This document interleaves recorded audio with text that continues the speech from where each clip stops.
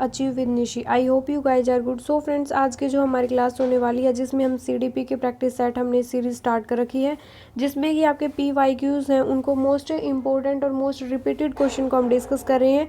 तो ये क्लास आपको हेल्प करने वाली है एचटेट 2023 में, सीटेट 2024 में, यूपी टेट यानी कि जहाँ भी आपका टीचिंग एग्जाम है जहाँ पे सीडीपी पूछी जाती है, तो ये क्लास आपको वहाँ पर जो बिल्कुल हेल्प करेगी। ये क्वेश्चन है वो बार बार हर एग्जाम में रिपीट हो रहे हैं।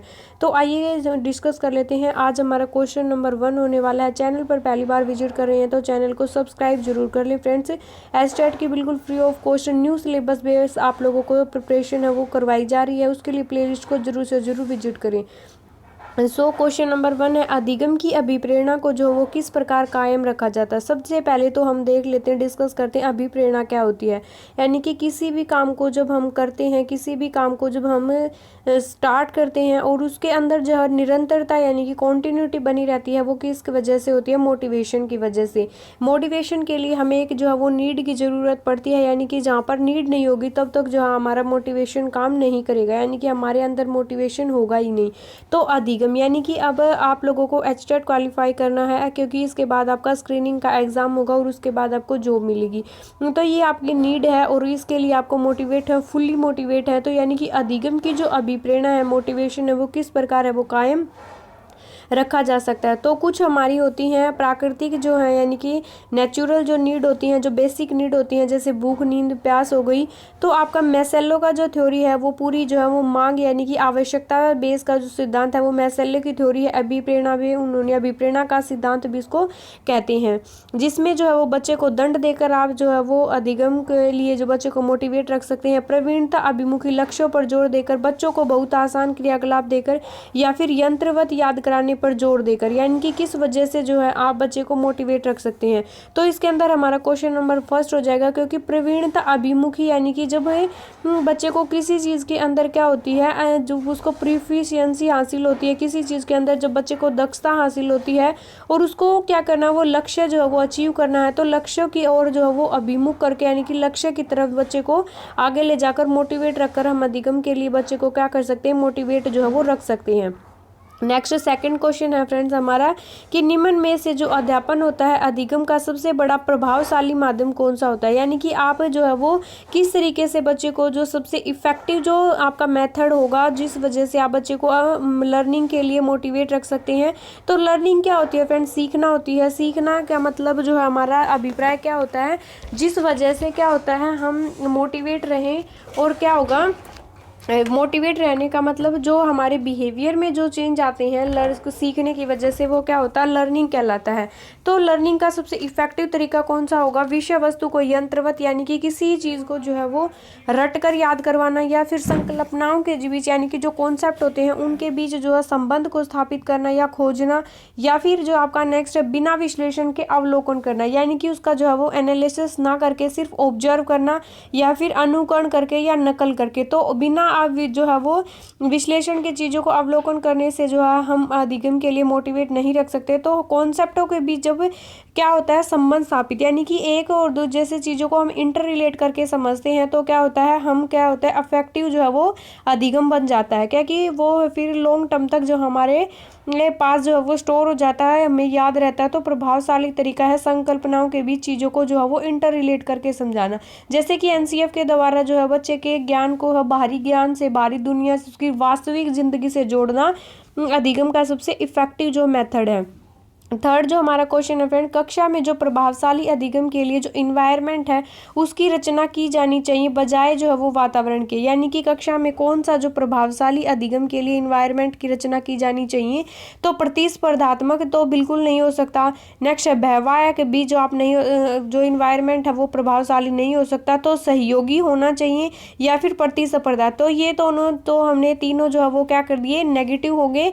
तो फर्स्ट आप इस तरीके से एलिमिनेट करके भी जो आप अपना ऑप्शन को जो है वो निकाल सकते हैं। तो ये क्वेश्चन है वो बार बार रिपीट हो रहे हैं आपके सीटेट एग्जाम में, और पेडागोजिकल क्वेश्चन जो है वो इसी टाइप के आते हैं, और न्यू जो आपका सिलेबस होगा वो बिल्कुल पेडागोजी बेस होगा। तो हमारा ऑप्शन नंबर जो है वो सी सही हो जाएगा, क्योंकि किसी भी टाइप से बच्चे को प्रतिस्पर्धात्मक कॉम्पिटिटिव नहीं बनाना, किसी भी स्टूडेंट के बीच जो है वो कंपेरिजन नहीं करना है हमें। क्वेश्चन नंबर जो 4 है, बच्चों को अधिगम गतिविधि यानी कि जो लर्निंग एक्टिविटी में जो पार्टिसिपेट करने के लिए लगातार पुरस्कार देने के बाद दंड देने का जो है प्रयोग करने का क्या प्रभाव पड़ता है। यानी कि एक बार आपने पुरस्कार दिया और उसके बाद जो है वो लगातार दंड दिया तो इससे क्या होगा बच्चे में, अधिगम में बच्चों को स्वाभाविक अभिरुचि या जिज्ञासा जो है वो कम हो जाती है, या फिर एक बच्चे को प्रदर्शन आधारित लक्ष्यों की वजह जो है वो निपुणता पर ध्यान देने के लिए प्रोत्साहित करना, या फिर क्या है आपका जो वो बाहरी अभिप्रेरणा कम हो जाती है, या फिर इंटरनल जो मोटिवेशन है। यानी कि मोटिवेशन के दो टाइप होते हैं, एक तो आपका एक्सटर्नल मोटिवेट, एक होता है आपका इंटरनल मोटिवेशन। तो इसके अंदर हमारा क्वेश्चन नंबर जो है वो ऑप्शन जो है वो 1 सही हो जाएगा, क्योंकि अगर बार बार आप किसी चीज़ से, कई बार एग्जाम में ये क्वेश्चन बना है, जब आप बच्चे को निरंतर जो है वो क्या करते हैं, कंटिन्यू क्या करते हैं, रिवॉर्ड देते हैं, पुरस्कार देते हैं, या फिर जो है वो आंशिक यानी कि कुछ कुछ टाइम के बाद अगर आप जो बच्चे को पुरस्कार या रिवॉर्ड देते हैं तो क्या होता है, वो कौन सा इसके में सबसे ज़्यादा इफेक्टिव है। आप कमेंट करके ज़रूर बताना कि आपके अकॉर्डिंग जो है वो रिवॉर्ड लगातार देनी चाहिए या फिर कभी कभी देनी चाहिए। तो मेरी जो है वो हमारे क्वेश्चन प्रीवियस ईयर क्वेश्चन के अकॉर्डिंग और जो है वो आंसर की के अकॉर्डिंग जो आंशिक जो रिवॉर्ड है, पुनर्बलन है, वो क्या होता है, काफ़ी इफेक्टिव होता है, बल्कि निरंतर जो पुनर्बलन होता है उसकी अपेक्षा।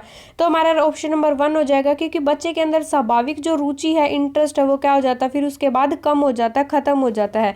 संरचनात्मक दृष्टिकोण के अनुसार जो है वो अधिगम क्या है, एक सक्रिय एक सामाजिक प्रक्रिया है, अनुभव के परिणाम स्वरूप और व्यवहार में जो चेंजेज आते हैं उन परिवर्तन की होने वाली एक प्रक्रिया है। जानकारी के अर्जन की जो प्रक्रिया है, प्रोसेस एक निष्क्रिय व एक व्यक्ति परक जो है वो प्रक्रिया है। तो क्या होगा, जो संरचनात्मक दृष्टिकोण का जो अधिगम है उसके अकॉर्डिंग अधिगम क्या है, एक एक्टिव और जो है एक सामाजिक जो प्रोसेस है। बच्चा सामाजिक प्राणी होते हुए क्या करता है, समाज के द्वारा जो वो चीज़ों को सीखता है और समझता है। क्वेश्चन नंबर 6 हो जाएगा, निम्नलिखित में से कौन सा अधिगम के सार्थक सरलीकरण के रूप में जो वो प्रेरित नहीं होता। अधिगम का जो सार्थक है यानी कि अधिगम की जो है वो सार्थकता जो है वो सरलीकरण के रूप में किस वजह से जो प्रेरित नहीं होती। पहले से विद्यमान ज्ञान में जब नया ज्ञान जोड़ा जाता है, या फिर दोहराने एवं स्मरण करने को बढ़ावा देते हैं, या फिर क्या करते हैं, जब हम एक समस्या पर अनेक तरीकों से विचार करने के लिए जब क्या करते हैं, प्रोत्साहित करते हैं, या फिर उदाहरण एवं गैर उदाहरणों का जो वो प्रयोग करते हैं। तो जो आपका क्वेश्चन है, यानी कि अधिगम की सार्थकता जब कब परिणित नहीं होती, जब पहले ज्ञान में जब नए ज्ञान को जोड़ देते हैं तभी जो हमारा अधिगम है वो सार्थक होता है। सरल जो है ये तरीका है, सरल जो है ये मेथड है। नेक्स्ट है, इनमें से कौन सा जो है बाह्य यानी कि क्या है, ये बाह्य मोटिवेशन एक्सटर्नल जो मोटिवेशन का एक उदाहरण है। मैं अपना घर जो है वो कार्य करना पसंद करती हूँ क्योंकि यह जो मुझे बहुत आनंद देता है। यानी कि कोई काम अगर आप सेल्फ मोटिवेट है, नेचुरली जो किसी चीज़ को काम करने की आपके अंदर से जो चीज़ उठ रही है, बाहरी किसी भी मेथड की वजह से, स्टिमुलस की वजह से, प्रशंसा की वजह से आप जो है वो मोटिवेट ना नहीं है, आप अपने आप से मोटिवेट हैं, यानी कि नेचुरली आप मोटिवेट हैं, तो ये क्या होता है, वह अपना काम करने के लिए खुद से मोटिवेट है क्योंकि उसे इंटरेस्ट आता है। तो वो एक्सटर्नल मोटिवेट नहीं है, इंटरनल मोटिवेट है। नेक्स्ट है, मैं अपना कार्य जो है वो पूरा करती हूँ क्योंकि शिक्षक प्रत्येक नियत कार्य के लिए जो है वो हमें अंक देता है। नेक्स्ट हम देखते हैं कि गृह कार्य करने से मैं अपनी अवधारणाओं को अच्छी तरह से समझ पाती हूँ। मैं बहुत अधिक जो है वो शक्ति जो काम कर सकती हैं जब मैं अपना गृह कार्य करती हूँ, यानी कि मैं अधिक क्या हो जाती, थक जाती। तो ये क्या होगा, एक्सटर्नल मोटिवेशन क्या होता है फ्रेंड्स, ये हो जाएंगे तीनों आपके इंटरनल। तो इंटरनल हमें चूज नहीं करना, एक्सटर्नल जो हमारा मोटिवेशन है वो मैं अपना कार्य पसंद जो कर पूरा करती हूँ। किस वजह से, क्योंकि टीचर के द्वारा उसको क्या दिए जाते हैं, मार्क्स जो है वो दिए जाते हैं। तो मार्क्स देना कि टीचर के द्वारा दिया जाता है तो इसका मतलब वो क्या है, बाहरी रूप से मोटिवेशन जो उसको मिल रहा है, इस वजह से वो अपने काम को जो वो पूरा कर रही है। नेक्स्ट क्वेश्चन है, एक 3 साल का जो बच्चा है वो दूध टूथ ब्रश पर जो अपने मशीन वाले जो है मशीन द्वारा क्या करता है, दूध का जो वो उत्पादन करता है। दूध जो का बूथ होता है जो एक मशीन के द्वारा वहाँ पर क्या करता है, दूध का जो वो उत्पादन करता है। 3 साल का बच्चा बताता है। तो निम्नलिखित में से जो बच्चे की जो समझ है, बच्चे की जो थिंकिंग है, सबसे अच्छा जो स्पष्टीकरण प्रदान कौन सी चीज़ करती है। बच्चे का परिवार बच्चे को प्रेरक वातावरण जो वो प्रदान नहीं करता, या फिर जो है बच्चों ने गाय को जो है वो कभी नहीं देखा, उसको ये नहीं पता कि आपको दूध है वो उसे लगता है कि मशीनों के द्वारा जो है वो उत्पन्न किया जाता है। तो बच्चे को जवाब दूध बूथ से ने के अपने जो अनुभव पर आधारित है, या फिर जो है वो बच्चे की दुनिया जो है वो सीमित इन्वायरमेंट क्या जो है वो सीमित उसको ज्ञान है, तो उसको जो है ये गाय भैंस वगैरह जो दूध है देने वाले और किस तरीके से जो है दूध का जो उत्पादन होता है उसको ये नहीं पता। उन्हें सिर्फ दूध बूथ पर जो है वो दूध देखा और उसको ने देखा कि वहाँ पर दूध वो खरीदा जाता है, तो वो क्या केवल जो है वो दूध बूथ खरीदने के जो उसके एक्सपीरियंस है, अनुभव, उनके आधार पर जो है वो बातें कर रहा है, अपनी जो एक्सपीरियंस है वो बता रहा है। नेक्स्ट हमारा क्वेश्चन है फ्रेंड्स, निम्नलिखित में से कौन सा जो शिक्षक की भूमिका का सबसे अच्छा वर्णन करता है। तो आपको बताना कि एक जो है वो गुड टीचर की जो भूमिका है वो सबसे अच्छा वर्णन कौन सा ऑप्शन कर, आराम के लिए जगह बनाना जहाँ बच्चे जो संवाद और पूछताछ के माध्यम से जो है वो सीखते हैं। नेक्स्ट है पाठ्यक्रम को जो समय पर पूरा करवाना एक टीचर की रिस्पॉन्सिबिलिटी होती है ये, लेकिन क्या एक वो टीचर है ये टीचर की भूमिका के अंदर ताकि साथ साथ दोहराने के लिए जो पर्याप्त समय जो है वो दिया जाए। या फिर नेक्स्ट है आपका कि एक शिक्षक को जो है वो निर्धारित पाठ्यक्रम का पालन करना चाहिए। कक्षा में शिक्षक की सबसे महत्वपूर्ण भूमिका जो अनुशासन बनाए रखना, ना नोट ओनली अनुशासन बनाना। तो एक टीचर की जो सबसे इफेक्टिव जो भूमिका है, सबसे अच्छा वर्णन क्या करता है, आराम के लिए जगह बनाना जहां बच्चे क्या करते हैं, पूछताछ के माध्यम से सीख पाते हैं। यानी कि क्या करता है, अगर बच्चों को जो है एक ऐसा इन्वायरमेंट ही नहीं मिलता जहां पर वो कंफर्टेबल हैं, तो वो क्या करेंगे, उनका लर्निंग है वो अच्छे से नहीं हो पाएगी, ना ही वो टीचर से कुछ पूछ पाएंगे। तो यानी कि सबसे अच्छा है शिक्षक की भूमिका का सबसे अच्छा वर्णन करता है हमारा ऑप्शन नंबर 1। तो इसी टाइप के पेडागोजिकल क्वेश्चन आपसे जो है वो अब की बार स्टेट एग्जाम में पूछे जाने वाले हैं। आप प्रिपेयर रहें, डरें बिल्कुल नहीं, क्योंकि आप लोगों से इतना हाई लेवल का तो नहीं पूछेगा, लेकिन क्योंकि फर्स्ट टाइम है अभी जो है कुछ लेवल वगैरह तो डिसाइड नहीं कर सकते, तो हमें जो है वो बिल्कुल लो से जो है वो बिल्कुल हाई लेवल तक हम चलेंगे। नेक्स्ट है अनुशासन जो अधिगम वातावरण में एक महत्वपूर्ण भूमिका निभाता है, वो किस तरह से जो वो मदद करता है बच्चों को अपनी शिक्षा को जो है वो विनियमित या मॉनिटर करने के लिए, शिक्षकों को निर्देश देने के लिए, या फिर जो बच्चों को रटकर याद करवाने में जो है या चुप्पी साधने में। तो यानी कि जो आपका अनुशासनपूर्ण जो एनवायरनमेंट है अधिगम के लिए, तो वो किस वजह से हमारी मदद करता है, बच्चों को अपनी शिक्षा को विनियमित और मॉनिटर करने के लिए जो है वो अनुशासन काफ़ी इंपॉर्टेंट है। यानी कि अगर बच्चे आलतू फालतू ऐसे ही क्वेश्चन पूछते रहेंगे, वहाँ वहाँ भागते रहेंगे, तो क्या होगा, वहाँ का इन्वायरमेंट है वो अस्त व्यस्त हो जाएगा और वो लर्निंग के अकॉर्डिंग जो वो सही नहीं होगा। यानी कि बच्चों को कंट्रोल करके नहीं रखना है, अनुशासन डिसिप्लिन में रखना है।